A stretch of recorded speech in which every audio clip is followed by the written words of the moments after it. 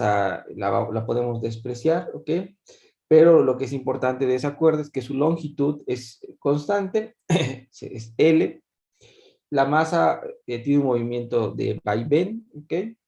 De incrementar y disminuir el ángulo teta, que está aquí marcado respecto a la vertical, ¿no? Va a llegar a algún máximo y regresará y estará ahí oscilando, ¿ok? Entonces, con eso vamos a ocupar el método de Lagrange para darle solución a el péndulo simple. Paso número 1, necesito escoger mis coordenadas generalizadas adecuadas y la que voy a ocupar es el ángulo teta. Antes de que siga, jóvenes, ¿cuántos grados de libertad tengo en realidad en este sistema?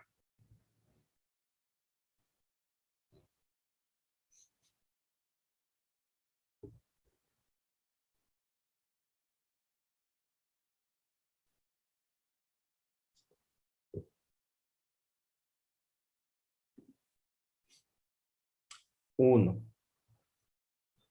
Ok, ya me dijeron uno. ¿Por qué uno?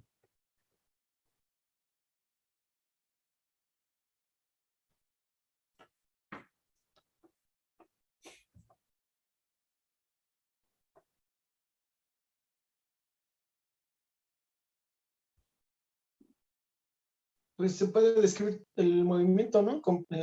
O sea, con el ángulo teta se puede describir perfectamente el movimiento que se está analizando o que va a hacer la masita. Ok. Estoy de acuerdo, sin embargo, ustedes ya están aprovechando de que ya están recordando todo lo que vieron en sus cursos y no se les ha olvidado de mecánica clásica. ¿Por qué? Porque ya ustedes dicen, con un ángulo es suficiente, porque ya por ahí me dijeron también, ¿no? La longitud es constante. Estoy completamente de acuerdo, pero hagamos memoria y vamos hacia atrás y decir, a ver, si yo agarro, ¿no?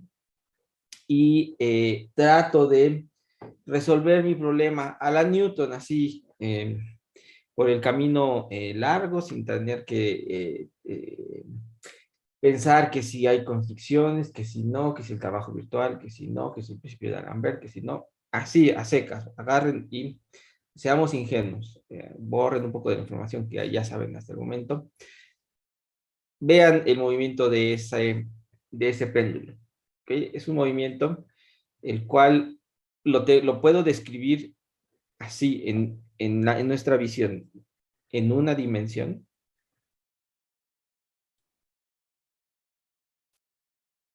No. No. Lo veo, ¿no? Si ustedes lo experimentan, váyanse ahí al universo o a algún lugar, hagan su propio experimento y el péndulo no tiene un movimiento en una sola dimensión, tiene en dos dimensiones. Piensen que lo van a mantener en un plano. Yo sé que si lo ponen ahí colgando en su casa, pues va a tener una tercer grado de libertad. Pero la respuesta es no, ¿ok? Son dos grados de libertad, ¿no? En este dibujito, si yo agarro y pongo que existe una X y existe una Y, pues desde luego habrá variaciones en Y y variaciones en X, ¿verdad? Entonces es un movimiento dos dimensional. Sin embargo, ahora sí, todo lo que hemos venido construyendo, nos hemos dado cuenta que basta con que trabaje con un grado de libertad para darle solución al problema. Y eso es consecuencia de qué, jóvenes. Por qué ahora yo digo nada más ocupo un solo grado de libertad en lugar de los dos que podemos ver que tiene dos grados de libertad en movimiento? Porque Porque cambiamos de coordenadas. Otra vez, perdón. Porque cambiamos de coordenadas. Porque estamos ocupando unas coordenadas generalizadas. ¿Ok? Está bien, hacemos un cambio de coordenadas. Pero ¿se acuerdan qué característica tiene el conjunto de coordenadas generalizadas respecto del conjunto de grados de libertad total de mi sistema? El conjunto de coordenadas generalizadas es más grande, igual o más chico que el total de grados de libertad. Se le tienen que restar las constricciones del problema. Exactamente, les tengo que restar las constricciones del problema. ¿Cuántas tengo aquí?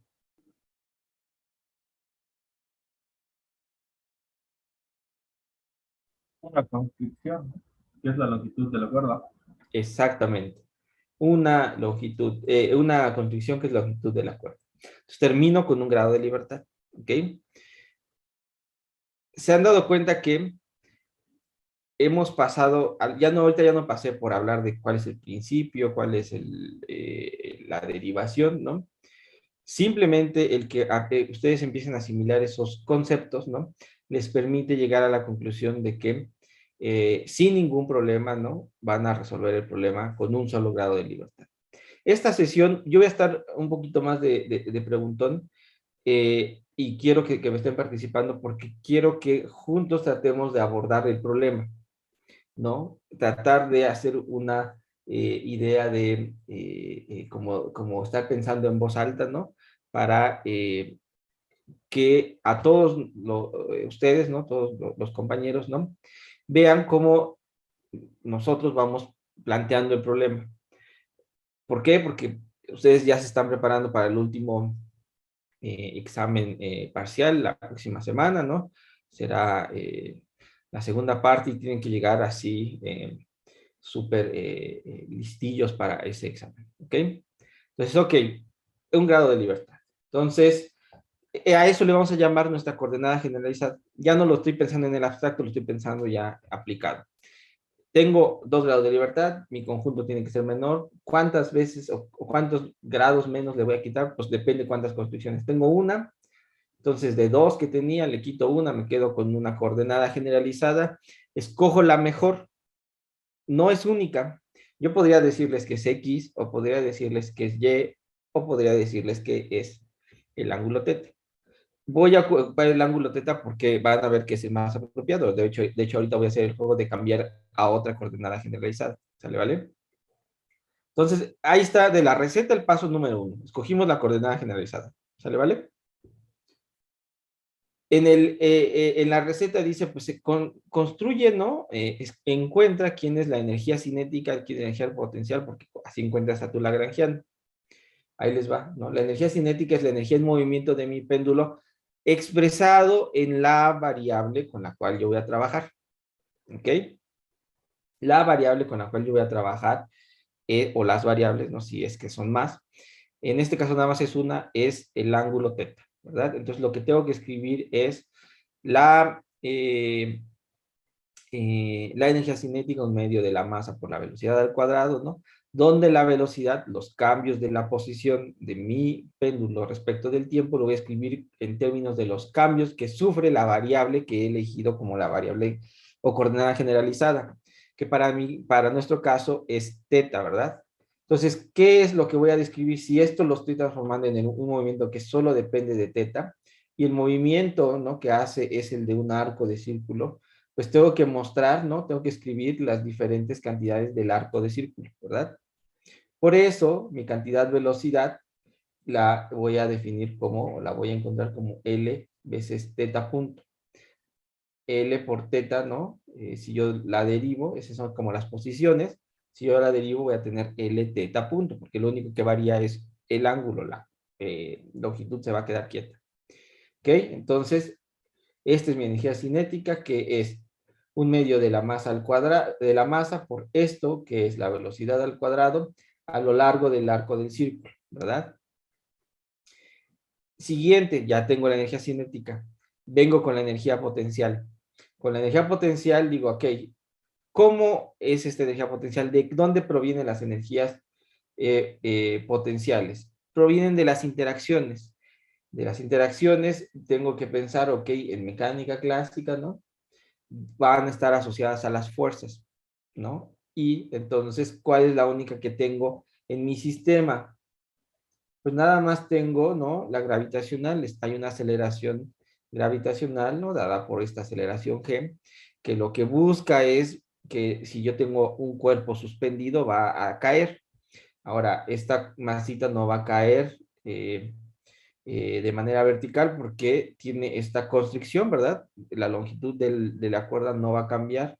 Entonces, cuando esta quiera caer, ¿no? Va a haber una respuesta de la cuerdita jalando hacia acá, ¿no? hacia esa dirección, hacia el centro donde está sujeto o el punto de suspensión del péndulo. Por lo tanto, hay una componente en X y una componente en Y, ¿verdad? De esto que está aquí, de la constricción, si se dan cuenta. Entre esta y esta va a haber una competencia para un movimiento en X y hacia la izquierda en un movimiento aquí en Y aquí en X, ¿ok? Jóvenes, denme un segundo, por favor.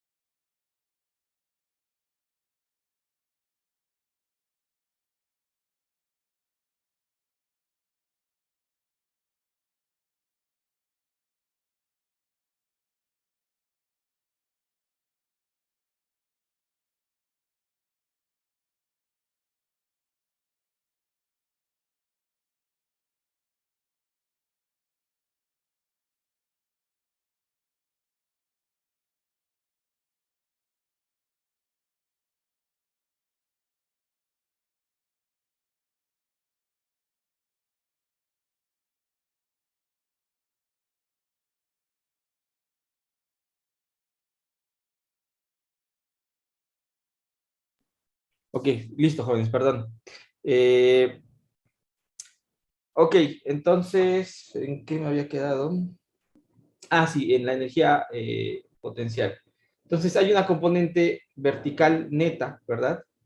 En donde siempre va a estar aplicada la fuerza. De ahí tiene que provenir la energía potencial. Entonces, si yo tengo este ángulo, ¿verdad? Y lo que yo quiero saber es la información que está a lo largo de la vertical, tengo que proyectar sobre esa vertical, ¿verdad? La parte de aceleración a la cual esta masita va a reaccionar. Como les dije, ¿no? El movimiento neto de esta particulita tiene un movimiento hacia la derecha, hacia la izquierda, perdón, y hacia abajo, ¿verdad? Entonces, en ese caso, lo que nos importa simplemente es lo que va a reaccionar directamente en la dirección de la fuerza que está ejercida sobre esta masita. Entonces, como se dan cuenta, el potencial lo estoy escribiendo como la masa por la aceleración, ¿no? Proyectada a lo largo de la vertical, ¿ok? L coseno de teta. Entonces, con eso ya tengo la información de mi energía cinética y de mi energía potencial.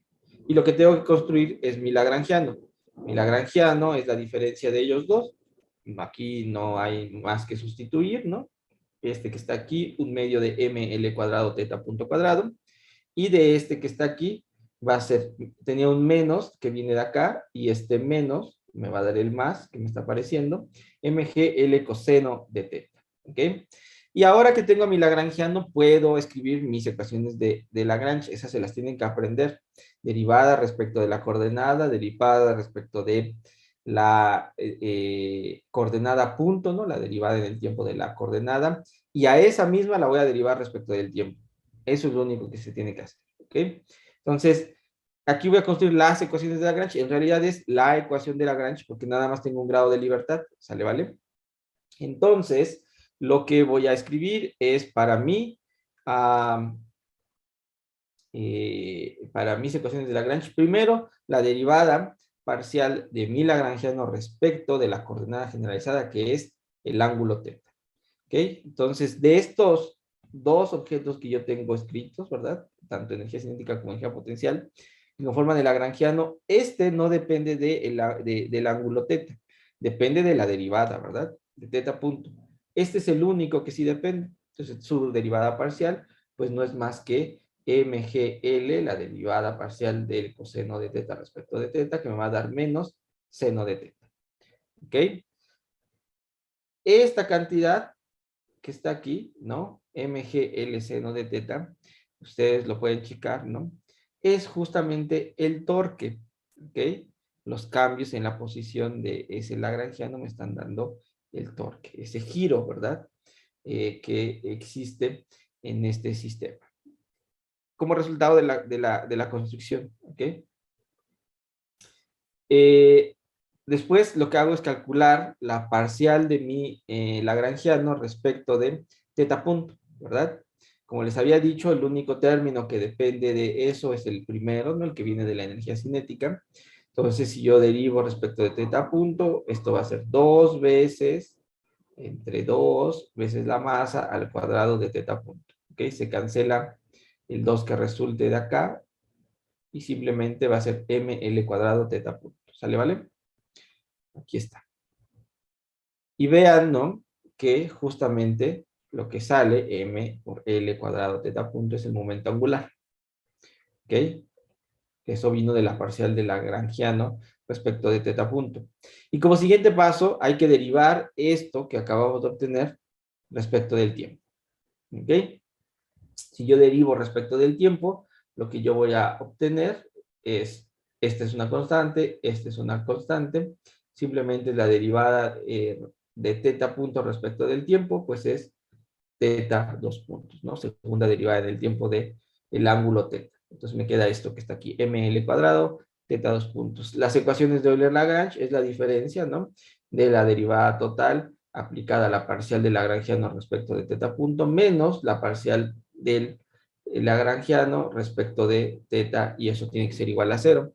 Sustituyo, aquí tengo este primer término, lo pongo acá, ¿ok? Y le voy a restar este que era parcial de L respecto de teta, que es este que teníamos acá, ¿ok?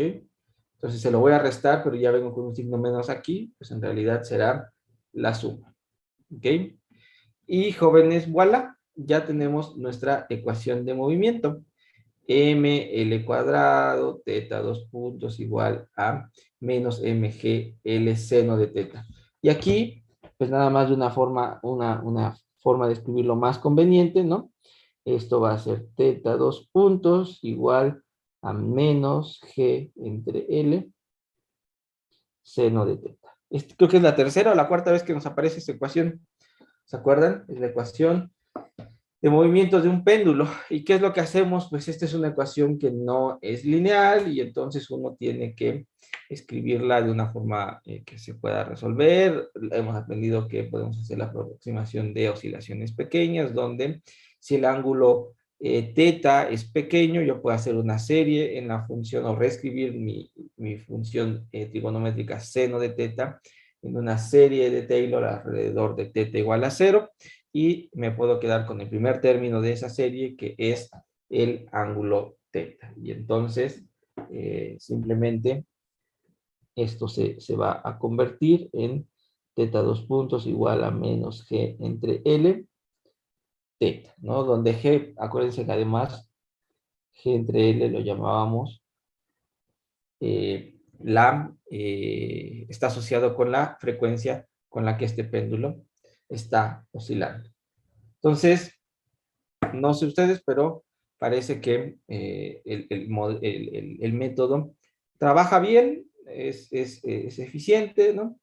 Eh, no tenemos que estar construyendo varias ecuaciones. De hecho, la primera vez que construimos esta ecuación, si no mal recuerdo, la tuvimos que construir en 2 dimensiones. Ustedes corríjanme. ¿Se acuerdan la primera vez que la construimos cuando estábamos trabajando con la segunda ley de Newton? Si no mal recuerdo, tuvimos que escribir 2 ecuaciones diferenciales. ¿Estoy en lo cierto?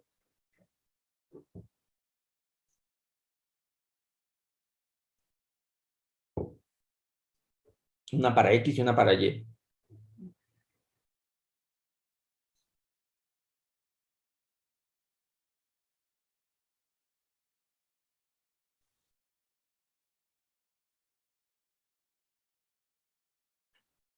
¿no?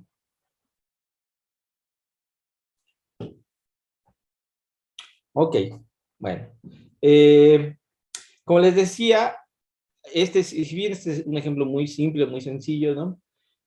Lo voy a ocupar de pretexto para primero mostrar como que la receta funciona, que llegamos a ecuaciones que ya conocen, ¿no? Pero además déjenme mostrarles, ¿no? Que en efecto el conjunto de coordenadas generalizadas no es único, pero no todos los conjuntos de coordenadas son de lo mejor, ¿ok?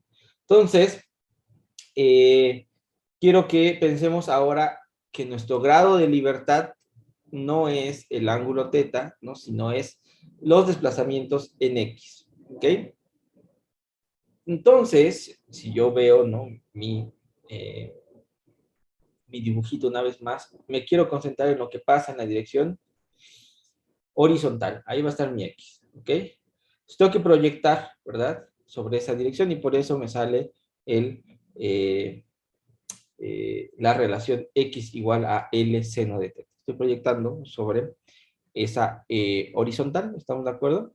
Entonces ahora voy a escribir todo en términos de esta variable, va a ser mi grado de libertad X, ¿ok?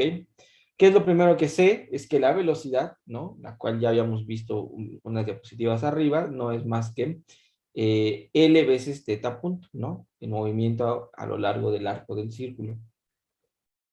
Pero yo tengo una relación entre X y teta. Entonces, si yo agarro y tomo la derivada en el tiempo de X, ¿no? A su vez sería del lado derecho, tomar la derivada respecto del tiempo de esto que está aquí, donde L es una constante y simplemente lo que tengo que hacer es derivar la función seno de teta. Entonces, vean, lo que voy a obtener es X punto es igual a L coseno de teta, teta punto. ¿Estamos de acuerdo? Y entonces yo puedo escribir a teta punto en términos de X y sustituirlo en mi definición de velocidad. Lo que voy a obtener a la hora de despejar es la velocidad escrita en términos de X, es L X punto entre L coseno de teta. ¿Ok? Simplemente cancelamos las L's y me queda que la velocidad es igual a X punto entre coseno de teta. Y aquí voy a escribir, voy a hacer manipulaciones con las funciones trigonométricas, porque lo que quiero que recuerden, ¿no? Es que coseno cuadrado de teta más seno cuadrado de teta es igual a 1. Dicen, eso no tiene mucho chiste. Pues vean que si yo escribo a coseno cuadrado de teta como 1 menos seno cuadrado de teta, en realidad puedo conocer quién es coseno de teta. Coseno de teta es la raíz cuadrada de 1 menos seno cuadrado de teta. Y acuérdense cómo se definen tanto la función seno como coseno, ¿no? La función seno sería x entre L. Me voy a regresar. X, ¿verdad? Y L, la hipotenusa, ¿no? Es el cateto opuesto. Entonces lo puedo definir como el cociente, ¿verdad? Del cateto opuesto entre la hipotenusa. Y entonces tengo la función seno de teta en términos de X y L.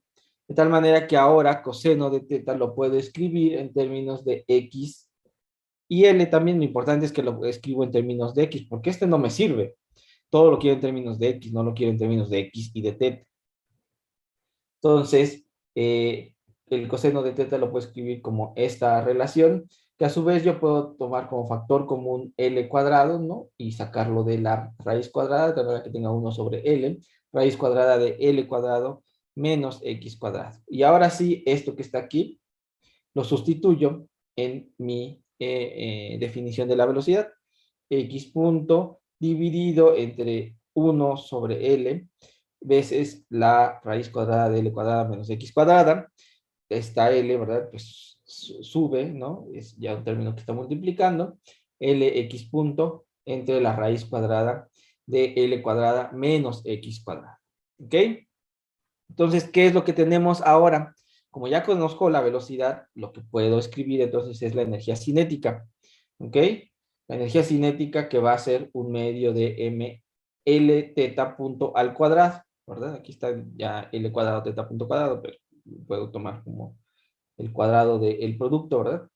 Y sustituyo, ¿no? L teta punto, ahora sé que se puede escribir como Lx punto entre la raíz cuadrada de L cuadrado menos X cuadrada, todo al cuadrado. De tal manera que Simplificando un poquito, eso se escribe como 1/2 de la masa por L cuadrado, X punto al cuadrado, entre L cuadrado menos X cuadrado. ¿Ok? Ya tengo escrita la energía cinética. Ya tengo mi coordenada generalizada, ya escribí la energía cinética. Vamos ahora por la energía potencial, que se escribe como menos mg L coseno de teta. Lo único que tengo que cambiar es coseno de teta, pero ya lo acabamos de encontrar. ¿Quién es coseno de teta? Pues es simplemente 1 entre L raíz cuadrada de L cuadrada menos X cuadrada, ¿verdad? Una vez más, las L's que están aquí se van a cancelar, van a dar un 1. Y entonces la función potencial, ¿no?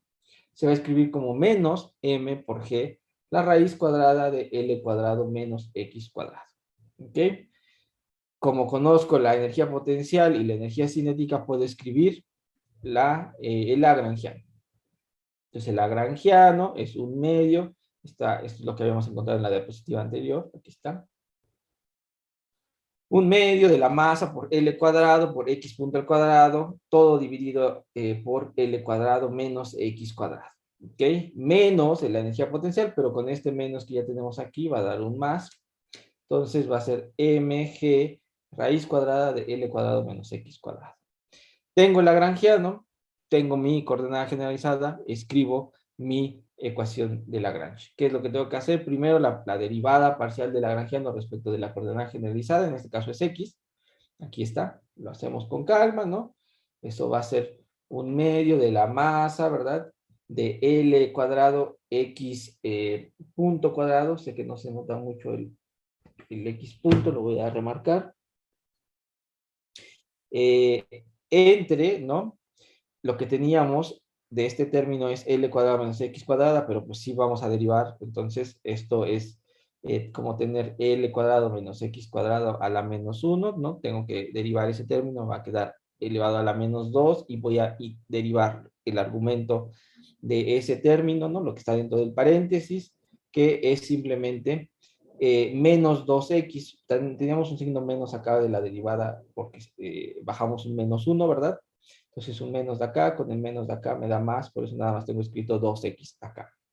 Para el siguiente término, que es este segundo, pues m y g son unas constantes, ¿no? Esto es como tener L cuadrado menos X cuadrada a la 1/2, ¿no? Si yo derivo respecto de X es poner 1/2 por 1 entre la raíz cuadrada de L cuadrada menos X cuadrada veces la derivada de lo que está dentro de la raíz cuadrada, que va a ser la derivada de menos X cuadrada, que va a ser menos 2x, ¿ok? Y por eso tengo aquí un signo menos, ¿ok? Ya está aquí la derivada respecto de x, simplemente hay que hacer un poquito de álgebra, ¿no? Quitarse este 2 y este 1/2, de aquí también, y se acabó. Entonces el primer término es m, L cuadrado, X punto cuadrado por X, entre L cuadrado menos X cuadrada al cuadrado, menos m por g, x entre raíz cuadrada de L cuadrado menos X cuadrado. ¿Ok? Siguiente paso es, voy a tomar la derivada de lagrangiano respecto de X punto, ¿ok? De la coordenada general, de la velocidad generalizada, ¿se acuerdan? Así se le llamaba, velocidad generalizada. Y entonces me doy cuenta que de estos dos términos, el único que depende de la velocidad generalizada, X punto, es este primer término, que su derivada pues nada más es un 2X punto, ¿verdad? Que con este 1/2 pues se va a cancelar, ¿verdad? Y me va a quedar m, L cuadrado, X punto, entre L cuadrado menos X cuadrado. ¿Ok? A este término hay que derivarlo respecto de el tiempo, ¿verdad? Entonces, vamos con la derivada respecto del tiempo de la parcial de lagrangiano respecto de X punto. Y como tengo este término y de aquí este y este, ¿verdad? Dependen del tiempo, puedo variarlos respecto del tiempo, pues en realidad, ¿no? Eso se va a escribir en dos términos, ¿verdad? Porque es un producto, puedo pensarlo como un producto. Entonces me van a resultar dos términos al final de cuentas. El primero de ellos me va a dar m por L cuadrado X2 puntos. Estoy derivando este que está aquí arriba. ¿Ok? Entonces me va a dar x 2 puntos entre L cuadrado menos X cuadrado. Y el segundo término, el numerador se queda igualito, m L cuadrado X punto, ¿no? Y lo que voy a hacer es derivar el denominador. Entonces eso me va a dar el L menos X cuadrado al cuadrado. Me tendría que, perdón, aquí me falta un signo menos. Ups. Este signo menos vino de derivar el denominador, ¿ok? Y el argumento del denominador me va a arrojar otro signo menos, este menos 2x punto, ¿ok? Y bueno, un poquito de álgebra, no mucho, simplemente hay que quitarse este doble, menos por menos para que me dé el más, y obtengo que ese es el término derivada respecto del tiempo de la parcial de Lagrangiano respecto de la velocidad generalizada. Son estos dos términos, ¿ok? Recordemos que la ecuación de Lagrange es la diferencia de este término menos el que es la parcial de Lagrangiano respecto de x, y sustituyo. De este término, son estos dos que están acá, aquí los volví a escribir, ¿ok? Y de la parcial de L respecto de X, son otros dos términos, estos dos que teníamos aquí, ¿ok? Entonces va con menos y con más. Con menos y con más porque es la diferencia, ¿verdad? Y eso debe de ser igual a 0, ¿ok? Vean que este término y este término son el mismo, salvo que este es dos veces este que está acá. Hay un signo de diferencia entre ellos, entonces lo único que va a quedar es, este se queda igualito, este que está aquí es una vez ml cuadrado, x punto cuadrado por x entre l cuadrado menos x cuadrada al cuadrado, y por último, el más mg x entre la raíz cuadrada de l cuadrado menos x cuadrado igual a 0. ¿Ok? El término de la segunda derivada de x respecto del tiempo lo dejo a la izquierda, todo lo demás lo paso a la derecha, y una vez que lo paso a la derecha, me quito las masas, ¿verdad? Porque es factor común al lado izquierdo y al lado derecho de la igualdad. Y como siguiente paso, lo que voy a hacer es multiplicar todo, del lado izquierdo y del lado derecho, por L cuadrado menos X cuadrado, ¿ok? De tal manera que del lado izquierdo solamente me queda L cuadrado X 2 puntos, y eso es igual a L cuadrado X punto al cuadrado X dividido entre L menos X, ya no al cuadrado, sino lineal, ¿ok? Y en el siguiente término voy a tener menos G por X, tenía 1 entre raíz cuadrada de L cuadrado menos X cuadrado, pero como todo lo multipliqué por L cuadrado menos X cuadrada, pues me queda la raíz cuadrada ya multiplicando en lugar de dividiendo, ¿ok? Y por último, divido todo por L cuadrado, entonces me queda x 2 puntos es igual a menos x punto al cuadrado x entre L cuadrado menos X cuadrado menos G por X raíz cuadrada de L cuadrado menos X cuadrado dividido entre L cuadrado. Y voilà, aquí está nuestra ecuación de movimiento. Jóvenes, 2 puntos si me dicen, 2 puntos sobre su calificación final, si en menos de un minuto me dicen la solución, sin que ocupen matemática, de esta ecuación diferencial.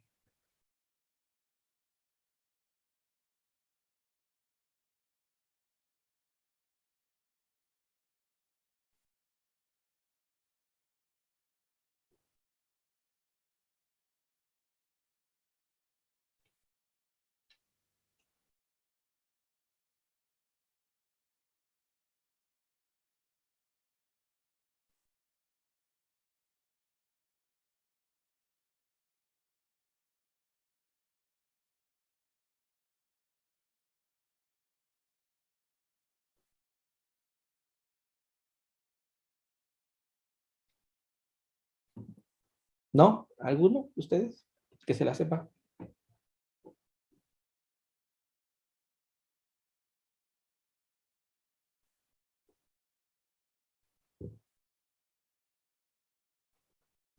¿Habían visto esta ecuación para describir el movimiento de un péndulo? Simple.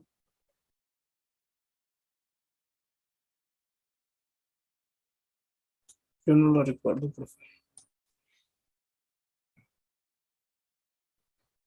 Pues yo creo que no, porque difícilmente los libros van a querer expresar la ecuación en esta forma engorrosa de ver la dinámica de un péndulo. No, no, para nada es sencilla esta ecuación. Es una ecuación no lineal. Se le ve aquí, miren, aquí está gritando, no soy lineal, ¿no? Pero otra cosa importante es, y si yo les digo, tomen la aproximación de ángulos pequeños, de oscilaciones pequeñas para poder quitarle la no linealidad.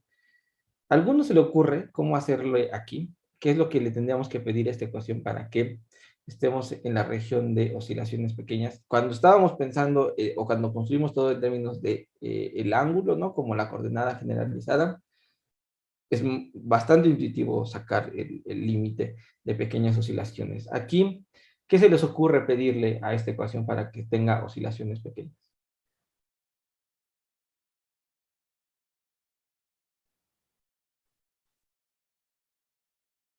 Pues que L sea mucho mayor a X, ¿no? Que L sea mucho mayor que X. ¿Ok? Que L sea mucho mayor que X.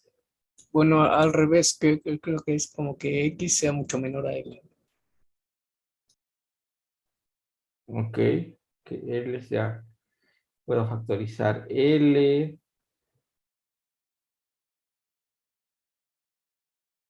Ujú. ¿Tenía una masa más pesada? ¿Perdón?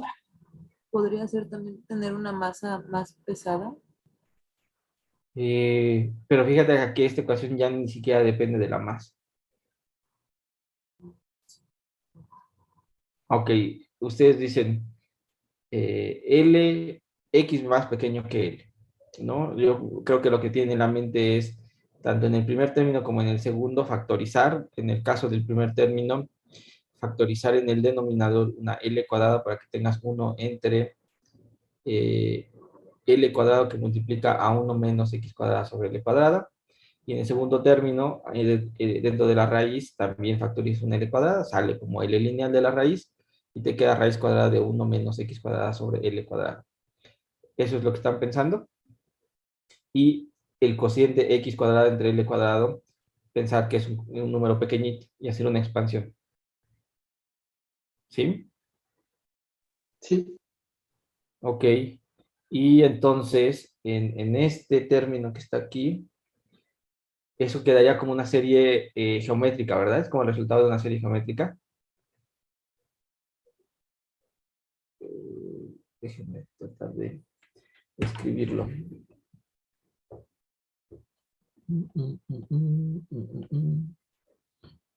Entonces esto quedaría como menos x punto cuadrado, x sobre l cuadrado, de 1 sobre 1 menos x cuadrada sobre l cuadrado. Y el segundo término quedaría menos gx sobre l nada más. Raíz cuadrada de l, no de l, no, de 1 menos x cuadrada sobre l cuadrado.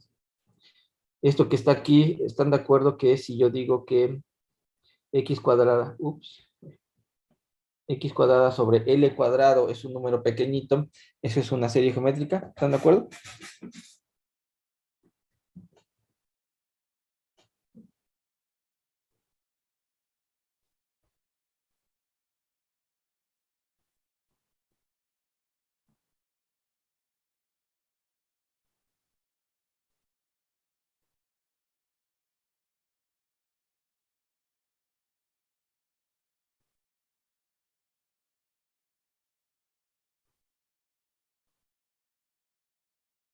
Ujú.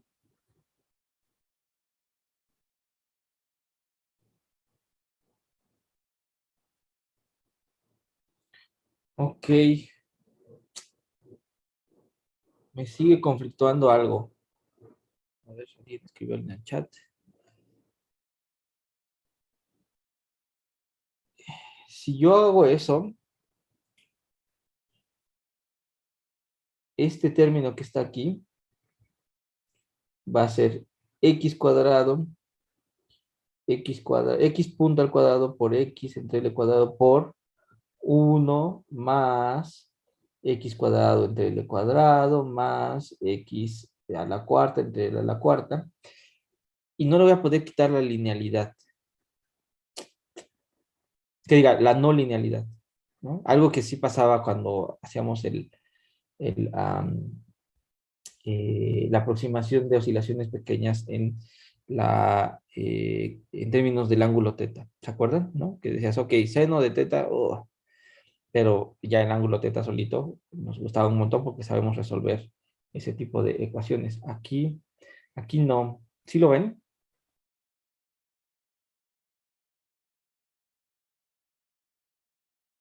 O sea, siempre voy a tener derivada de x veces x, como si el coeficiente de la derivada de x fuera también, depende también de x. Eso justamente es un operador no lineal.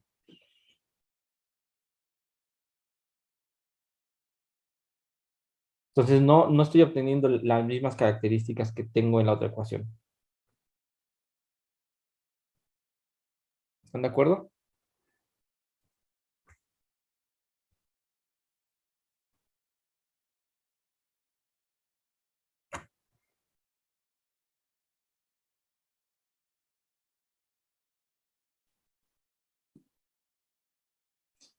Entonces, no sé ustedes, pero esta coordenada generalizada para nada nos es útil para resolver el problema. Está siendo un dolor de cabeza el hecho de escribir en términos de x, ¿no? La ecuación diferencial que eventualmente tenemos que resolver. El proceso de construir la ecuación de Euler-Lagrange fue exactamente el mismo. Sí, las derivadas estaban un poquito más largas, ¿no? Pero tampoco creo que sea algo del otro mundo. Pero ahora, a la hora de llegar a la ecuación de movimiento que queremos resolver, ahora sí, ¿no? Entre escoger esta ecuación que está aquí o escoger a la que habíamos llegado hace un ratito. Ups, ¿dónde está? Sí, ya lo perdí.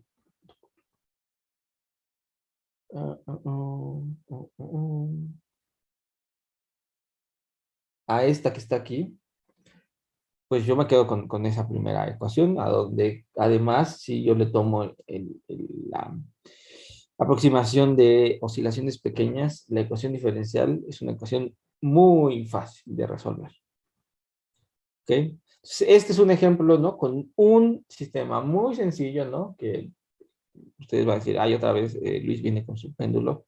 Pues sí, porque quería mostrarles que si uno no escoge de manera adecuada la variable o las variables con las que uno va a trabajar el problema eh, en el formalismo de Lagrange, podemos solitos ponernos el pie, ¿no? Decir, ok, pues no son las coordenadas las idóneas. Primero, para que puedan entender el fenómeno físico que estoy tratando de entender, ¿no? Y segundo, para meter las manos y resolver la ecuación diferencial, pues tampoco es lo idóneo. ¿Ok? Entonces, esta era la moraleja de este ejercicio del péndulo en dos dimensiones, que vieran que no siempre, no es irrelevante el elegir coordenadas generalizadas. Resulta importante que ustedes tomen buenas decisiones en esas coordenadas generalizadas. ¿Ok? ¿Dudas hasta acá, jóvenes?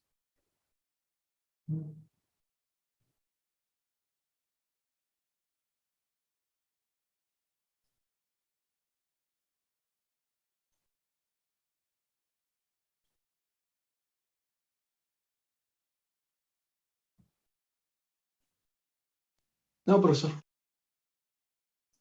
Ok. Bueno, pues entonces ahora déjenme avanzar con el péndulo esférico, donde vamos a usar una vez más el método de Lagrange, solo que ahora el péndulo tiene un movimiento tridimensional, ¿ok? No solo puede desplazarse en la vertical, en la horizontal, sino va a haber una tercera dirección, ¿no? En la cual puede haber un desplazamiento de este péndulo, un péndulo mucho más realista, ¿no? El famoso péndulo de Foucault, ¿no? Que les enseñan también en los cursos de mecánica y en donde se puede observar, ¿no? Que con este péndulo de Foucault, la Tierra está rotando en su propio eje, ¿no? Esa es la moraleja de ese experimento. Entonces, como les digo, ahora tenemos un grado de libertad extra, es un movimiento tridimensional y necesitamos un conjunto de dos coordenadas generalizadas. Una vez más, aquí la pregunta, aunque sea necia, ¿no? Es, tengo tres grados de libertad y estoy argumentando que necesito dos coordenadas generalizadas. Rápidamente, jóvenes, ¿por qué nada más necesito dos y no trabajar en tres cuando lo que veo es que se está moviendo en tres dimensiones?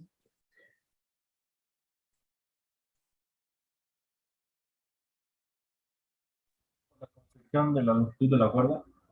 Exactamente. La otra vez tengo una constricción. La cuerda, ¿no? Es quien me está constriñendo el movimiento. Suena rara esa palabra, no me gusta. Restringiendo a lo mejor se escucha mejor. Entonces, bueno, por eso entonces me voy a restringir a 2 grados de libertad. ¿Ok? ¿Qué es lo que voy a hacer? Escoger mi conjunto de coordenadas generalizadas. Y voy a escoger los ángulos teta y los ángulos phi. Es decir, voy a escribir a este sistema en términos de unas coordenadas que no son las cartesianas, ¿no? Quiero hacerlo en algo que sea como coordenadas esféricas, ¿ok? Piensen en este ejercicio. Aquí estorba esta como parte que es donde está sujeto el péndulo, ¿no? Imagínense que por alguna razón pudiéramos tener un punto fijo en el espacio, ¿no? Aun cuando existiera gravedad, etcétera. Y podría ser un puntito, ¿no? Metálico y con campos magnéticos lo pudiéramos suspender, ¿no? Y la masita no tuviera, fuera un aislante completo, ¿no? Y entonces esta masita yo le pegara, ¿no? Y va a empezar a describir un montón de trayectorias que si yo lo dejara por un tiempo infinito y tuviera la posibilidad de darle el golpe idóneo para hacer que esta masita, cada que está haciendo su movimiento, dibujara la trayectoria que está siguiendo, voy a ver que poco a poco va a empezar como a rellenar, ¿no? La superficie de una esfera, ¿verdad? De radio L. ¿Queda clara esa idea física? ¿No? El péndulo no tiene restricción del ángulo, ¿no? Simplemente va a estar girando como si fuera un rotor tridimensional. ¿Ok? Entonces, si se dan cuenta, ese sistema lo que está haciendo, insisto, la masita es dibujar la superficie de la esfera. ¿Qué ustedes se imaginan son las coordenadas adecuadas? Las cartesianas, cilíndricas o esféricas. Desde luego que las esféricas, ¿verdad? Entonces, por eso uno escoge estos ángulos teta y phi. Segunda razón es porque ya aprendimos la lección de lo que pasa en dos dimensiones. El ángulo teta, ¿no? Nos va a servir, porque ahí lo que vamos a describir es como el perímetro de un círculo. ¿Ok? Si tuviéramos la libertad de que este péndulo estuviera girando como un rotor. Entonces, el radio está fijo y lo único que está variando es la parte angular. ¿Ok? Entonces, esas son las variables o las coordenadas generalizadas adecuadas a nuestro sistema. Vamos a escribir la energía cinética. La energía cinética es un medio de m por L cuadrado que multiplica a un término que está en el paréntesis, es teta punto al cuadrado más phi punto al cuadrado veces seno cuadrado de teta, donde lo que estoy diciendo es que ahora la velocidad de mi objeto, el movimiento de mi objeto no es en una dimensión, es en dos dimensiones, donde por un lado se va a mover respecto a la dirección del ángulo teta como L teta punto y L phi punto seno de teta en la dirección de phi. ¿Ok? Esto es geometría, pero ustedes son buenos en geometría. Díganme por qué la velocidad tiene esa forma.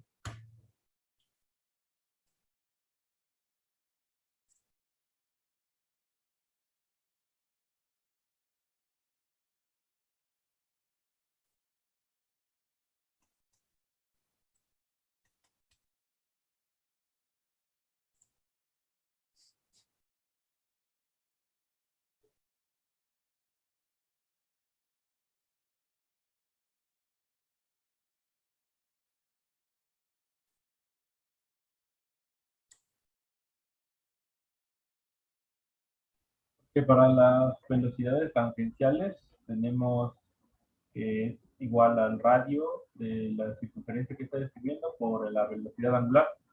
En este caso, para la primera componente, el radio es L y pues la velocidad angular es θ punto. Y para la otra parte, pues el radio va a ser L seno de θ, ¿no? Y pues la velocidad angular ahí va a ser phi punto. ¿Ok?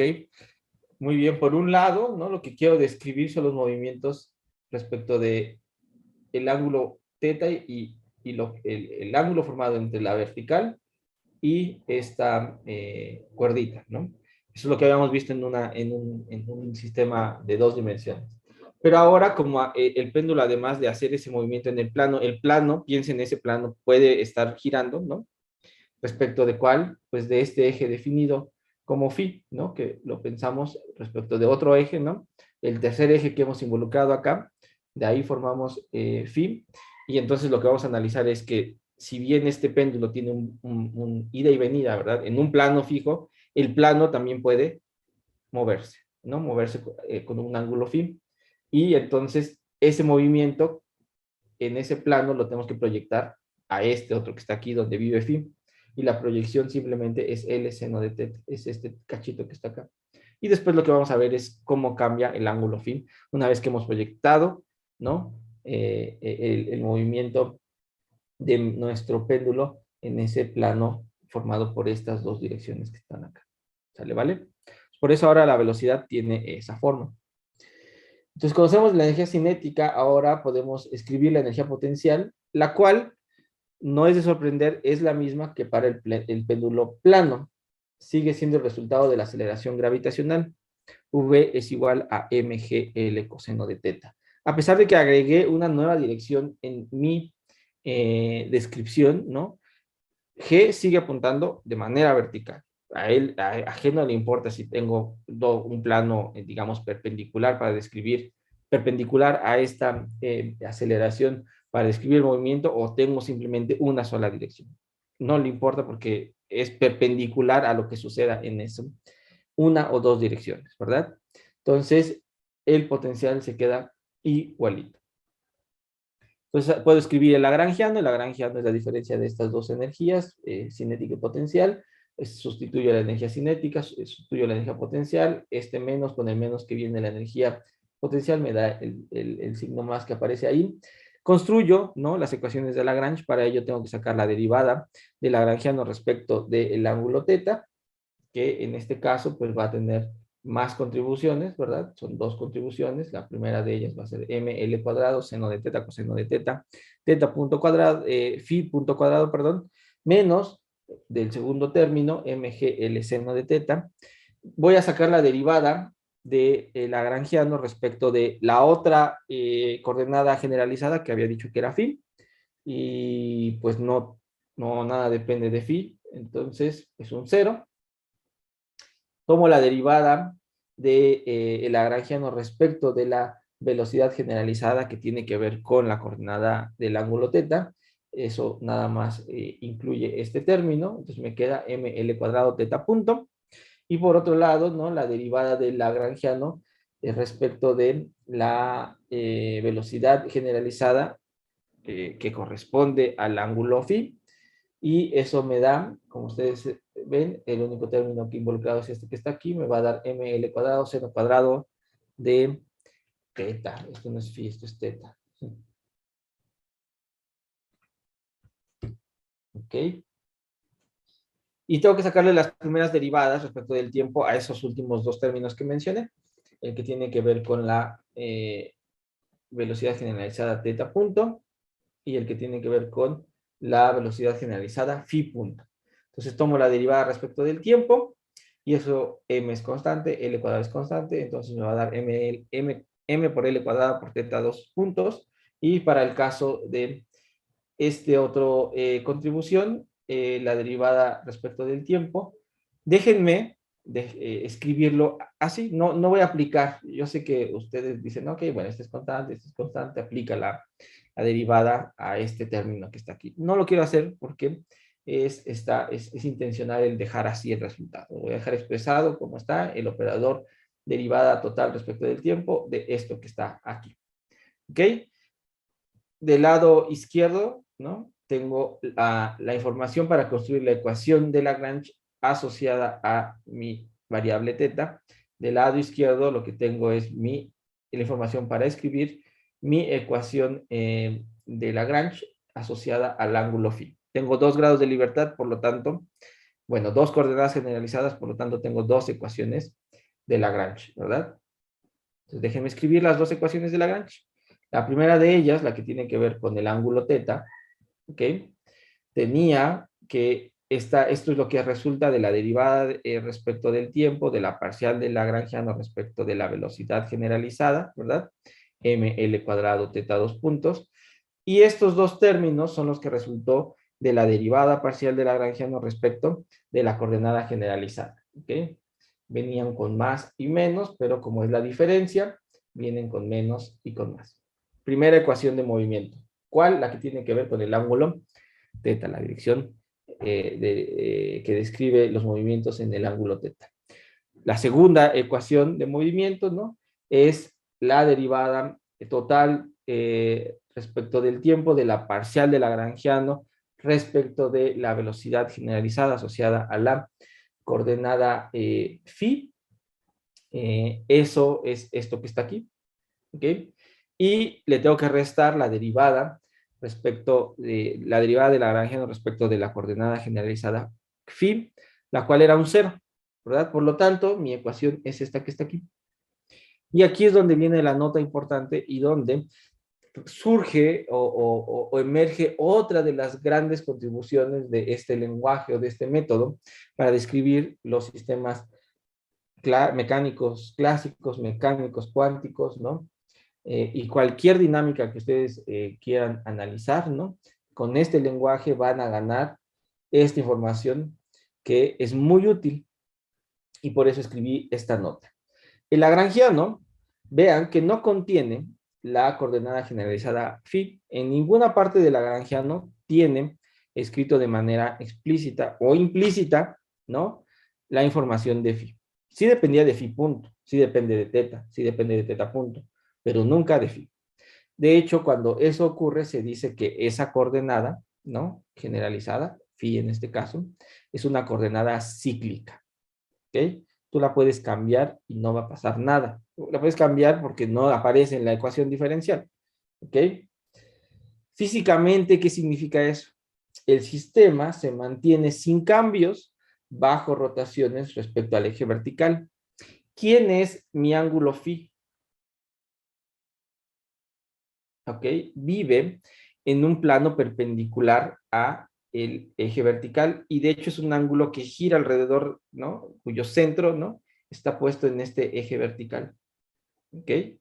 Entonces, resulta, ¿no? Lo que estamos observando ahora es que si el movimiento se da a este ángulo, o si el ángulo cambió, ¿no? Este es un teta prima, un phi prima, perdón, o si ahora el movimiento se da en otra dirección, es decir, si el plano de movimiento de mi péndulo se mueve, ustedes van a observar que el movimiento de mi péndulo no sufre ninguna alteración.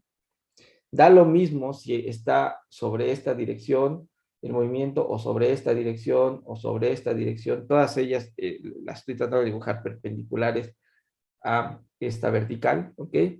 Mi sistema le da lo mismo. Es invariante ante rotaciones, cambios en el ángulo phi. Eso es lo que físicamente está pasando, ¿ok? Son cambios o es invariante ante rotaciones respecto al eje vertical. Y como conclusión, ¿no? El sistema es invariante bajo esas rotaciones, ¿ok? Las ecuaciones de Lagrange que estamos escribiendo implican que el momento generalizado, porque no sé si ustedes se acuerdan, esto que está aquí es lo que se le conoce como el momento generalizado. Digo, no sé si se acuerdan porque yo no lo he visto todavía, pero algunos de ustedes rápidamente díganme qué relación existe entre el hamiltoniano y el lagrangiano, entre la descripción hamiltoniana y la descripción lagrangiana.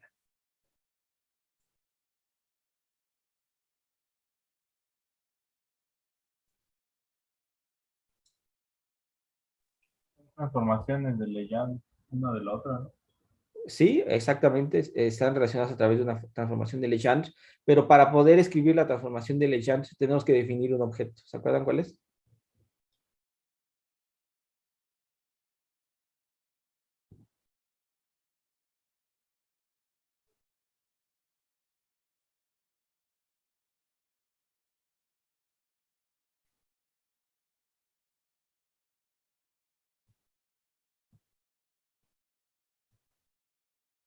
Un objeto llamado momento generalizado, donde el hamiltoniano es igual a pi sub teta menos la densidad lagrangiana, perdón, el lagrangiano.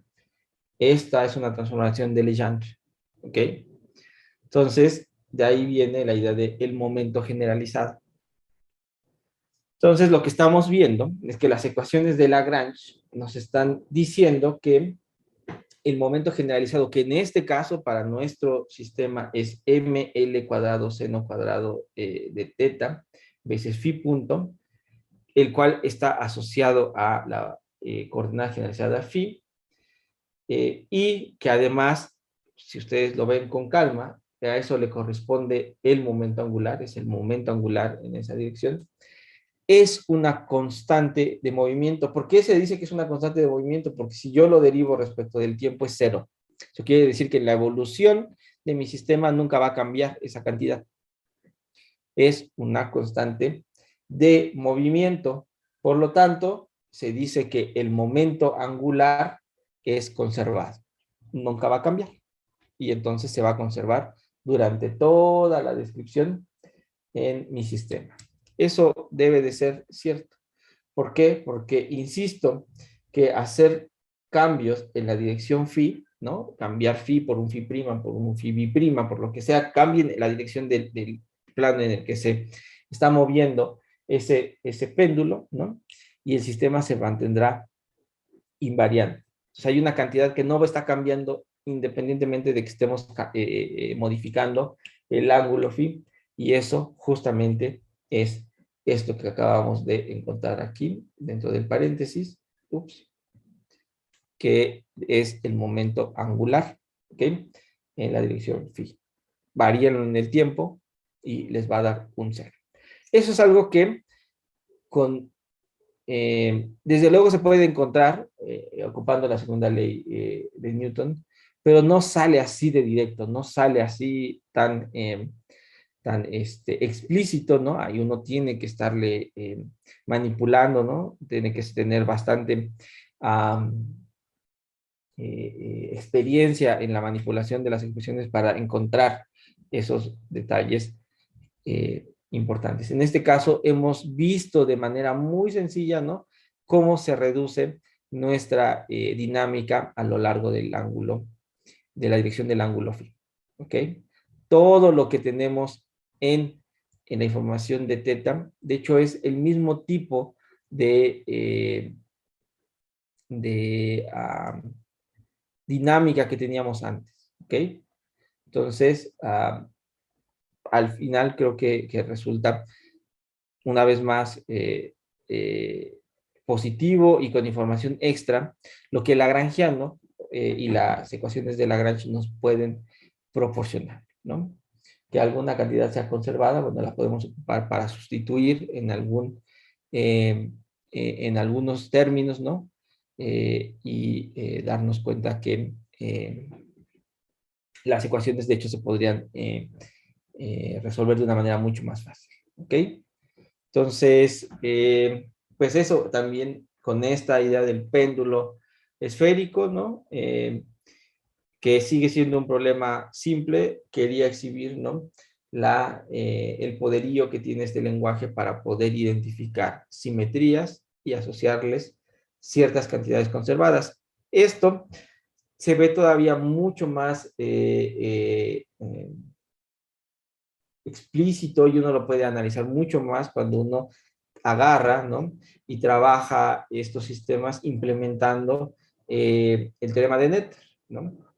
El teorema de Noether donde ahora sí, con todo el poderío de estas ecuaciones, ¿no? Podemos agarrar y demostrar, ¿ok?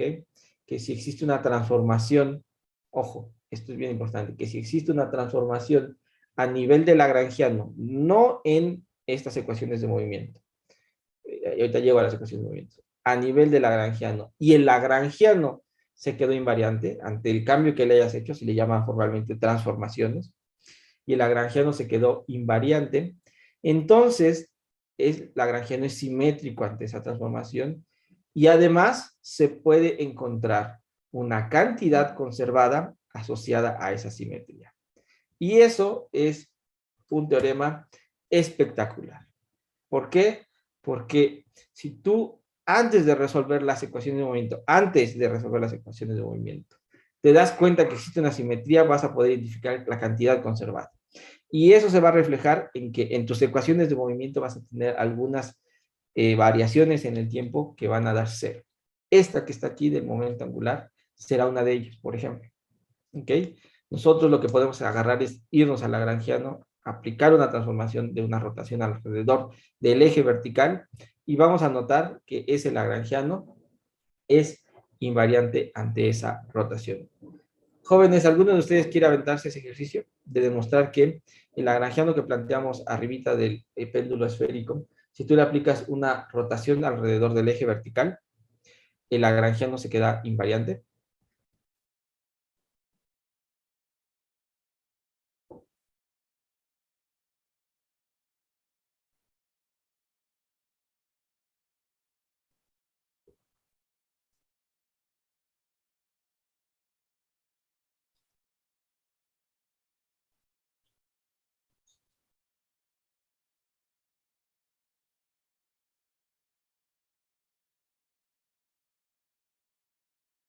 No, ahora no tenemos voluntarios. Pero a ver, si es aplicarle la rotación a ese lagrangiano. Aplicar la transformación al lagrangiano, una rotación alrededor del eje X, del eje vertical, perdón, para mostrar que ese lagrangiano se queda igualito.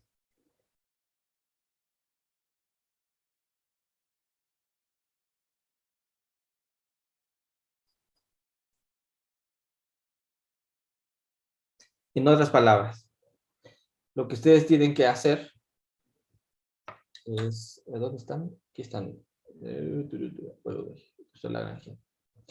Ustedes tienen que hacer, ya no va a ser tan necesario que a phi lo manden a un phi prima, donde phi prima es e a la i. ¿Qué dirección quieren escoger? ¿La X o la Z? Que sea alrededor del eje vertical, que sea la Z, por un ángulo phi mayúscula, phi. ¿Ok? Es una rotación. Entonces, lo que se tiene que demostrar es que la Lagrangiano es invariante.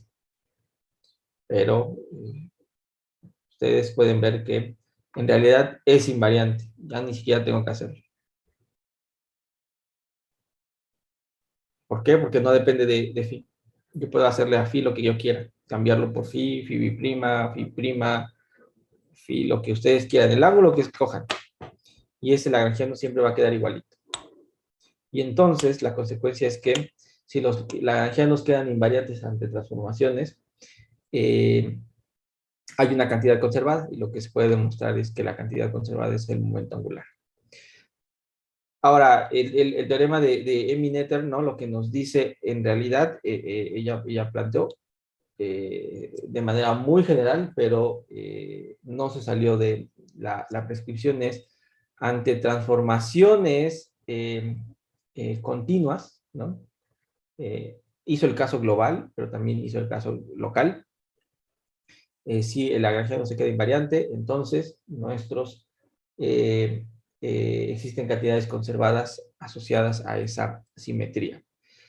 Eso abrió el panorama a sacar o a entender mucho de la física hoy en día que existe en la naturaleza, sobre todo a nivel fundamental, porque las simetrías a nivel fundamental son lo más importante cuando uno, o lo primero, lo imperativo a estudiar cuando uno estudia un sistema dinámico. ¿Ok?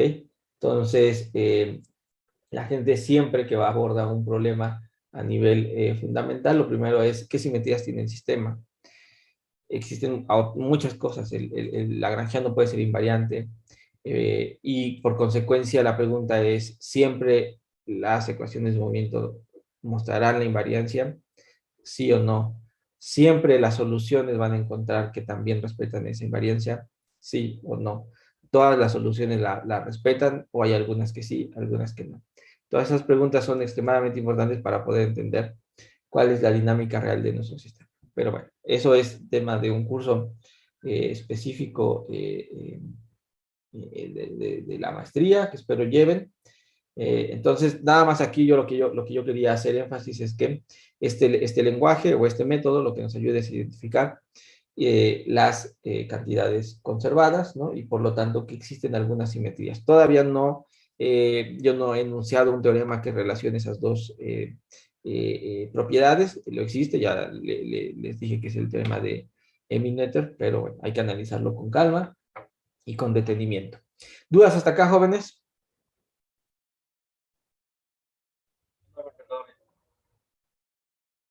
Ok, entonces déjenme continuar ahora, como les decía la clase pasada, con el pretexto de que revisamos también la parte de electro, hablar de las interacciones electromagnéticas, ¿no?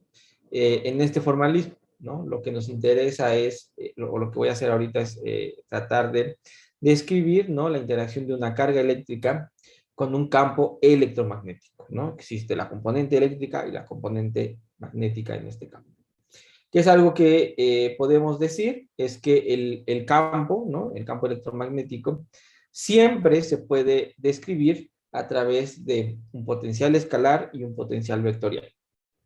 Phi y el vector A, respectivamente, que esa es la notación que usualmente en electro se ocupa para describir, o para escribir más bien a estos dos potenciales. Quiero que recordar, ¿no? Todavía el próximo jueves lo veremos, ¿no? Pero ustedes creo que deberían de acordarse de esto. Tenemos el campo eléctrico, no es más que menos la divergencia de, la divergencia, no, el gradiente de nuestro campo, de nuestro potencial escalar, perdón, menos 1 entre c, donde c es la velocidad de la luz, veces la derivada parcial de a respecto de a vector, que es el potencial vectorial respecto del tiempo, y que el campo magnético no es más que el rotacional de nuestro potencial vectorial A. ¿Ok? Como pretexto, insisto, de lo que ya hemos visto, jóvenes, este término y este término, ¿qué nos dicen? Este campo eléctrico es generado por quiénes y este campo eléctrico es generado por quiénes o por qué.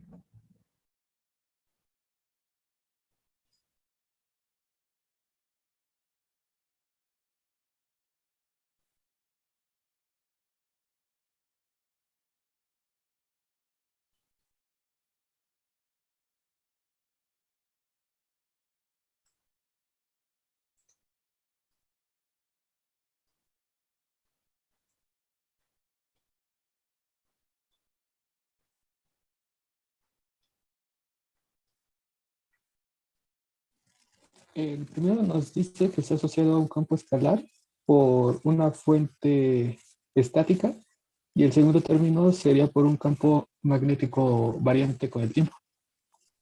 Exactamente, ¿no? Este es el que es inducido por el campo magnético y este es el que vemos en electrostática, ¿no? Donde las cargas eléctricas puntuales generan un campo eléctrico. ¿Ok? Bueno, con esta información, ¿no? De los campos y de su relación con los potenciales, déjenme escribir un lagrangiano adecuado. Les voy a hacer la trampa, porque voy a escribir uno que va a servir para mostrar la ecuación de movimiento. Cuando llegue la ecuación de movimiento van a decir, ah, sí es cierto, sí es el lagrangiano que nos sirve. ¿Ok? Pero ahorita les cuento un poquito más de este lagrangiano después de que haya hecho estos movimientos o haya escrito las ecuaciones de Lagrange. Entonces, este es nuestro lagrangiano. Aquí está nuestra energía cinética, ¿verdad? Escrita en coordenadas cartesianas, r vector punto al cuadrado, menos la carga eléctrica por el potencial escalar phi, más E entre C veces R punto vector, producto interno con el vector A, que es nuestro potencial vectorial. Y lo que voy a hacer es escribir el potencial generalizado, ¿ok? Acuérdense que la definición de potencial generalizada, hace un ratito lo platicaba, ¿no? Es la derivada de nuestro lagrangiano respecto de la velocidad generalizada, Q sub A, ¿ok? Entonces, P sub A se define como esta derivada parcial de L respecto de Q punto sub A. Para nuestro caso, ¿no? Tenemos que P vector, porque el momento generalizado es un vector tridimensional, estamos pensando que estamos trabajando en 3 dimensiones, es la derivada de nuestro lagrangiano respecto de R punto vector, ¿ok?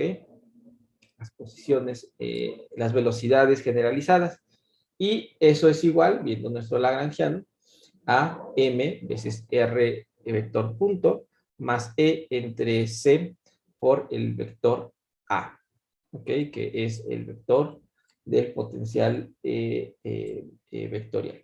Este que está aquí no nos sorprende, es el momento cinético, el momento común y corriente de una partícula que tiene movimiento rectilíneo y uniforme. El siguiente es E entre C veces el vector A, que le voy a llamar el momento del campo, pero antes de que yo siga, jóvenes, esto tiene forma de algo que ustedes ya vieron en el electro, ya vieron también en sus cursos de mecánica. ¿Qué es esto que estoy escribiendo acá? Esto junto, ¿cómo se le conoce?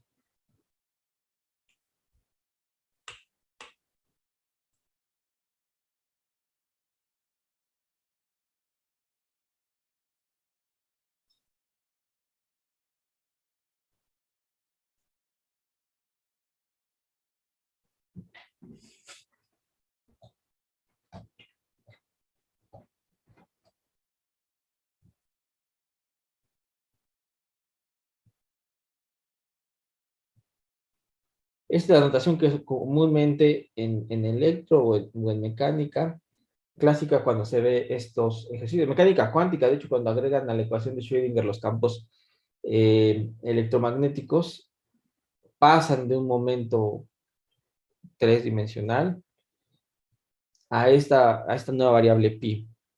¿Se acuerdan o no se acuerdan, jóvenes?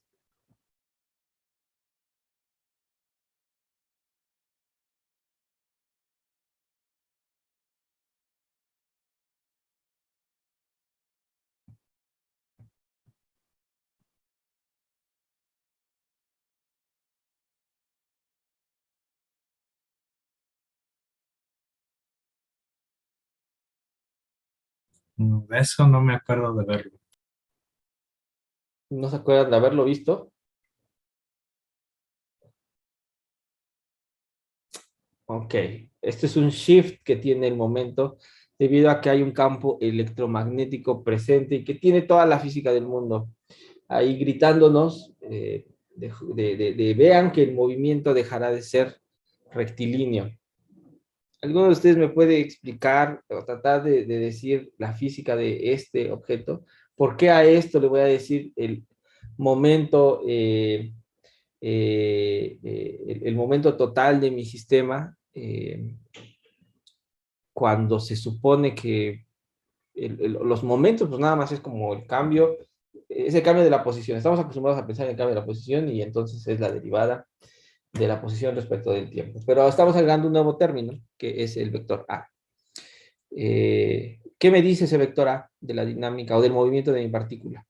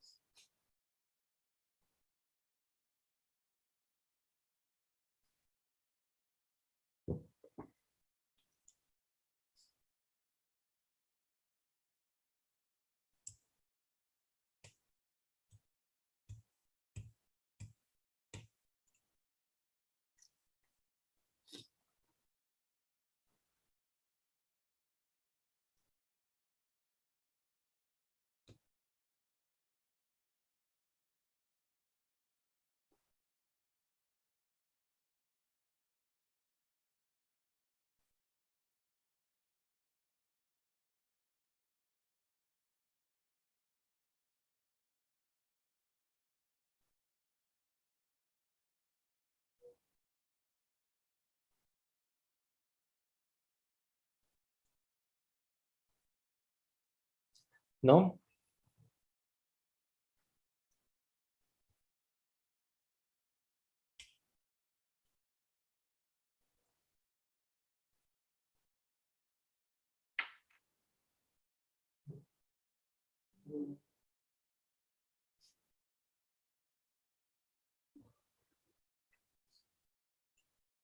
¿Qué es el sistema que estamos describiendo? Lo que plantea hace un rato es una partícula cargada en presencia de un campo electromagnético.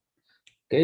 Entonces, algo que yo sé, que ustedes saben, es que los campos eléctricos lo que van a hacer es acelerar o frenar a las partículas cuando están en movimiento. ¿Estamos de acuerdo?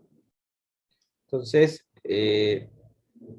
no va a describir como el movimiento de una partícula libre, que a la hora de tenerlos presentes, estos van a sufrir un empuje, ¿no? Que los va a mover más rápido o un empuje que los va a tratar de ir frenando. Entonces, no está relacionada esa idea con una física de una partícula en movimiento perpetuo, ¿verdad? O que está quietecita, como es el de una partícula libre.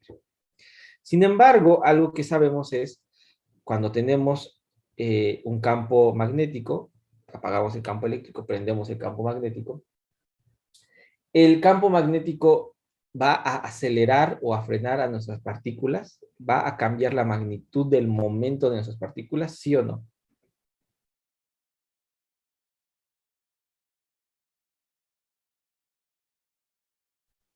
Cambia la dirección, ¿no? Cambia la dirección, jamás la magnitud. ¿Ok? Y es por eso que resulta que en nuestro movimiento libre, lo que sería solamente el resultado del momento de mi partícula, ya no solo me importa cómo se va desplazando en línea recta, sino voy a tener que incorporar que el fenómeno de que esta partícula eventualmente, es una partícula cargada, eventualmente cambie su dirección, debido a que está presente un campo magnético que es el rotacional de nuestro vector A, ¿verdad? El campo, el potencial vectorial. Entonces, el campo magnético sea ortogonal a este vector A. Por lo tanto, ¿no? Cuando yo hable del movimiento libre de mi partícula, ¿no? Aquel que no modifica la magnitud de P, no solo es cómo se desplaza de manera recta, sino cómo se va a deflectar mi sistema.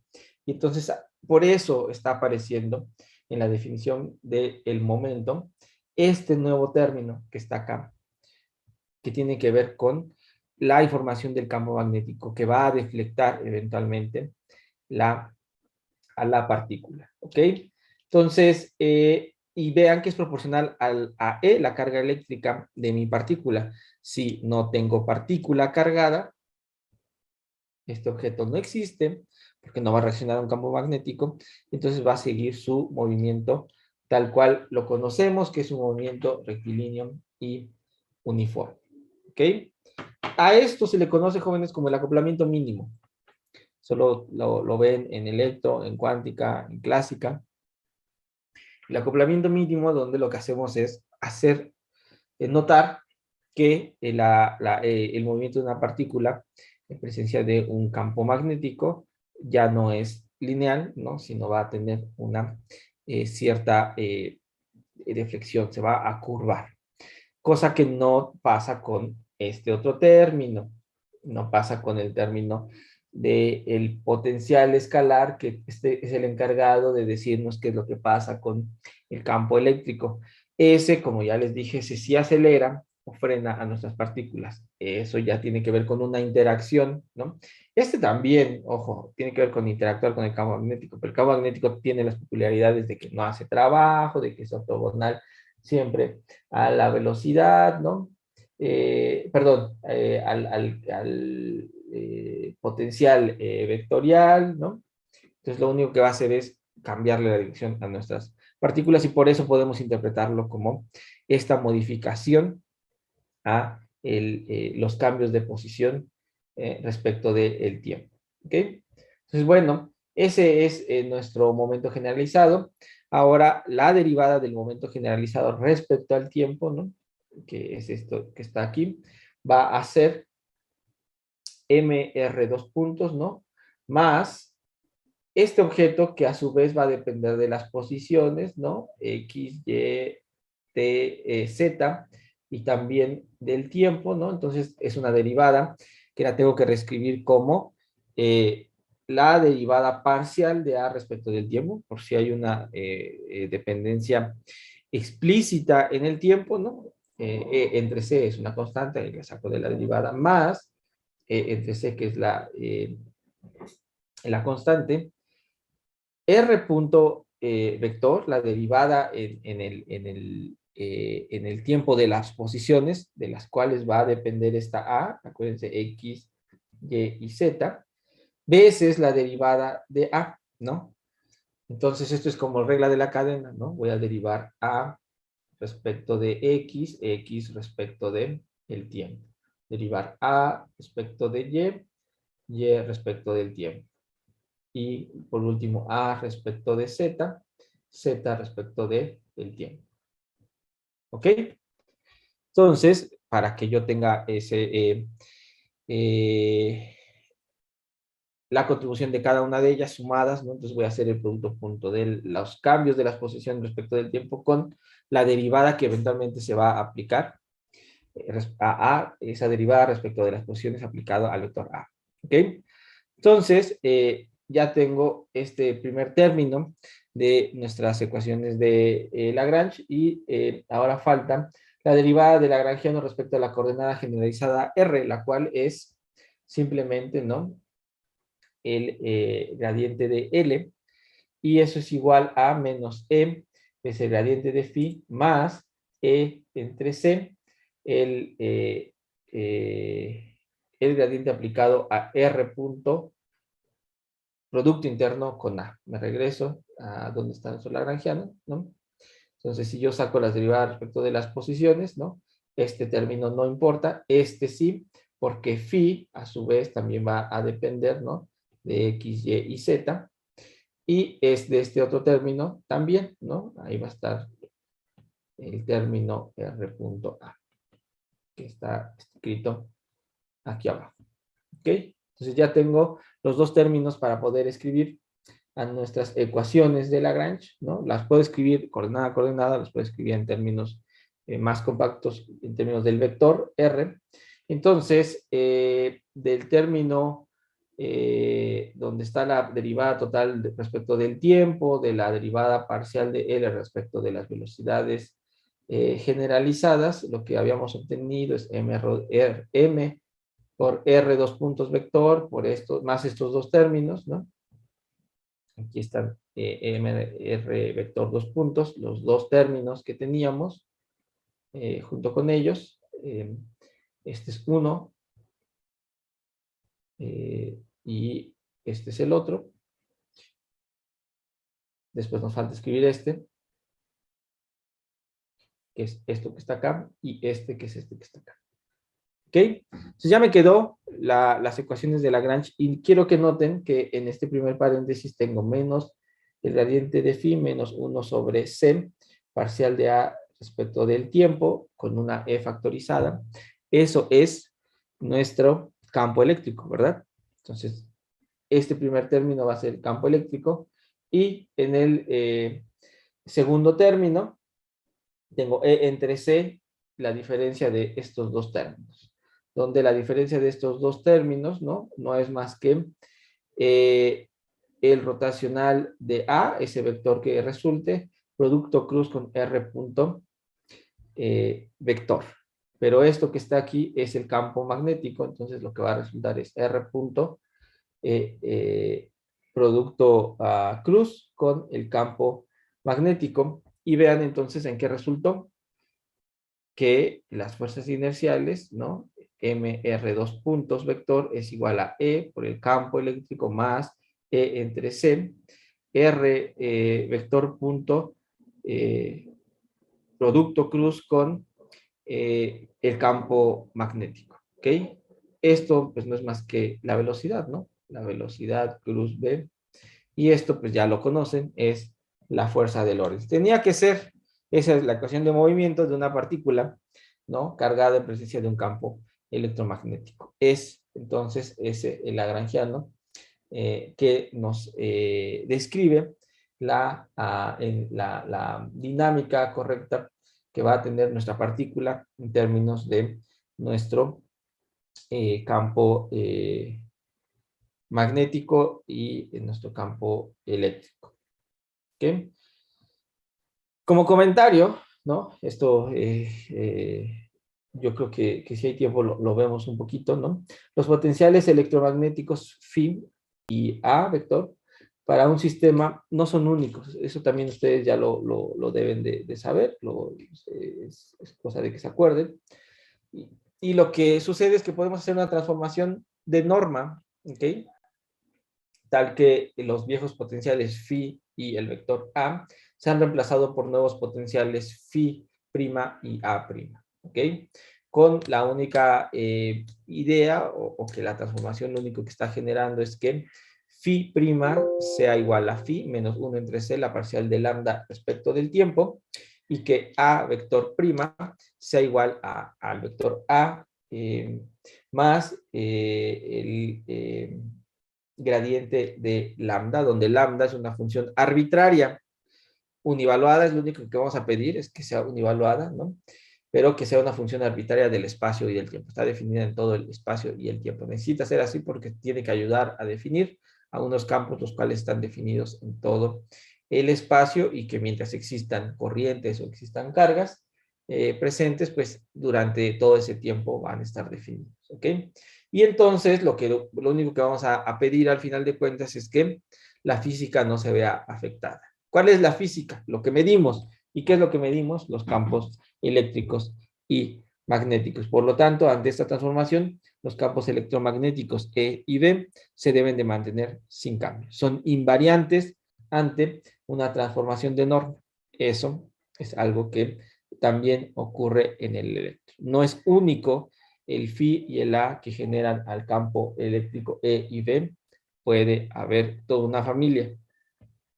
Todos aquellos que satisfagan que la transformación lo único que implica es tener estos términos extras donde lambda, insisto, es una función arbitraria, inevaluada y que depende del espacio y del tiempo. Entonces el lagrangiano, ¿no? Que escribimos, lo voy a regresar para que lo recuerden, el lagrangiano que escribimos para las interacciones electromagnéticas, vean que no depende del campo eléctrico ni del campo magnético, ¿ok? Depende de nuestros potenciales. Entonces, ¿no? El lagrangiano contiene la información de los potenciales en lugar de los campos, lo cual nos puede preocupar porque podríamos estar pensando o tentados a pensar que no debería o no siempre va a existir esta invariancia de norma. Es decir, si yo en ese lagrangiano agarro y escribo otros potenciales, otro phi y otro vector A, pues eso podría cambiar que el resultado de nuestras ecuaciones de movimiento, que sí dependen de los campos, ¿verdad? Pues no tengan los mismos campos, ¿no? Entonces es una preocupación. Yo les he dicho que con este teorema de Noether lo que uno hace es analizar a nivel de el lagrangiano las simetrías y eventualmente en consecuencia uno va a observar que si el sistema es bien portado, no tiene ningún fenómeno anómalo, pues su solución, las ecuaciones de Lagrange y sus soluciones también van a respetar esa simetría. ¿Ok? Entonces hay una preocupación ahí en garantizar si existe o no esa invariancia de norma. Por otro lado, las ecuaciones de movimiento resultantes son invariantes de norma. Claro que lo son porque esas sí dependen del campo eléctrico y campo magnético. Esos ya no dependen de los potenciales, los cuales podrían variar, ¿no? Dado esos campos eléctricos y magnéticos, ya lo hicimos porque eso es lo que vamos a medir en realidad. Y bueno, entonces, algo que nos ayudaría, ¿no? Y esto tiene que ver con lo que platicaba del teorema de Noether, ¿no? Es que sería genial observar la invariancia de norma desde Lagrangiano. Eso significa que bajo una transformación, ¿no? Donde vamos a reemplazar nuestros potenciales, phi por phi prima, a por a vector por a vector prima, ¿no? Esa transformación trajera como consecuencia que nuestro Lagrangiano primado, L', el que resultó después de la transformación, se escriba simplemente como el Lagrangiano original más E entre C veces la derivada total de una función lambda respecto del tiempo, donde lambda es esa función univaluada que depende del espacio y del tiempo. Entonces, la única diferencia entre L y L' y L es este término, ¿no? O sea, si yo agarro L' menos L, eso debe de ser igual a E entre C, derivada de lambda respecto del tiempo, ¿verdad? Y este término es cero cuando se sustituye en las ecuaciones de Lagrange. Ese es un bonito también ejercicio que ustedes pueden hacer. Agarrar y sustituir en las ecuaciones de Lagrange este nuevo Lagrangiano, escribir esto y darse cuenta que este término en esas ecuaciones de movimiento, chao. Y como en esas ecuaciones de movimiento se van a ir, ¿qué es lo que va a resultar? La misma ecuación con el mismo campo magnético y el mismo campo eléctrico de cuando se hace el análisis solamente con el Lagrangiano L y no L'. ¿Ok? Entonces, pues esa es una bonita moraleja del estudiar las simetrías de nuestros sistemas. El que a nivel de Lagrangiano o a nivel de las ecuaciones de movimiento uno podría hacer el análisis por buscar que algo se conserva, que algo no cambia. En este caso no cambia el Lagrangiano, ¿no? O cambia a lo más por un término, el cual en las ecuaciones de movimiento desaparecerá y dejará constantes a quienes, a nuestros campos eléctricos y nuestros campos magnéticos. ¿Ok? Constantes, bueno, invariantes. Constantes no es la palabra correcta. Invariantes ante esa transformación. ¿Ok, jóvenes? Entonces, ojo, me voy a regresar al Lagrangiano porque estoy haciendo un poco de trampa. El Lagrangiano que estoy escribiendo acá, para nada, ¿no? Es pensado en términos de la diferencia de energía cinética menos energía potencial. Es un Lagrangiano escrito de tal forma que encontremos la ecuación de movimiento que ya sabemos cuál es, debido a que en el electro conocemos cómo se ve la forma de la forma funcional de la fuerza. ¿Ok? Entonces, por eso se construye ese Lagrangiano de esa forma. Ahora, sí tiene sentido con esto que les acabo de mostrar que tiene o que platicar con esta parte de cómo se ve el momento. Vean que este término y este término, ¿no? Lo que me van a decir esencialmente es la energía cinética, la energía de una partícula libre, ¿no? Si bien existe el campo magnético, insisto, y entonces esto de libre se tiene que tomar así con pincitas, se tiene que entrecomillar. Lo que nos dice es que no va a haber estas aceleraciones, ¿no? Cambios en la magnitud de nuestro desplazamiento, sí en la dirección, ¿no? Eso sí es cierto, ¿no? Va a cambiar la dirección de movimiento, pero no la magnitud de nuestro momento. Y esto lo podríamos considerar, lo podemos reorganizar y pasarlo para acá, ¿no? Este sí como la contribución meramente potencial. De hecho, lo podemos entender como una diferencia de potencial, ¿ok? Donde podemos generar campos eléctricos y hacer que nuestras partículas se aceleren o se frenen del movimiento que llevaban antes de que estos campos eléctricos se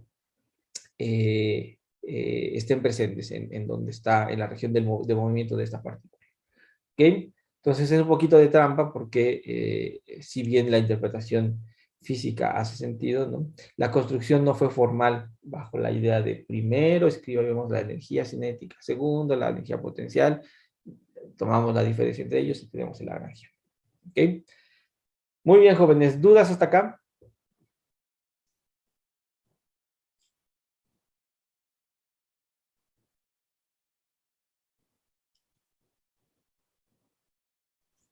Todo bien. Ok, bueno, si no hay dudas, déjenme rápido antes de que se acabe la clase. El profesor Horacio ya les dijo cuándo les va a hacer su siguiente evaluación, o ya evaluó todo. El miércoles. ¿Y ya les contó cómo es la evaluación? En otras palabras, ¿va a ser como en la hora de clase o se las va a dejar acá, a que la lleven a casa? Bueno, están en casa, pero no. Va a ser así como la vez pasada nos hizo un examen, nos lo entregó al principio de la clase y tuvimos 2 horas para resolverlo y antes de las 7:15 lo teníamos entregado. Ah, ok, ok, ok. Entonces, digamos, miércoles a las 7:15 ya están libres. Sí, Ok, sí. perfecto.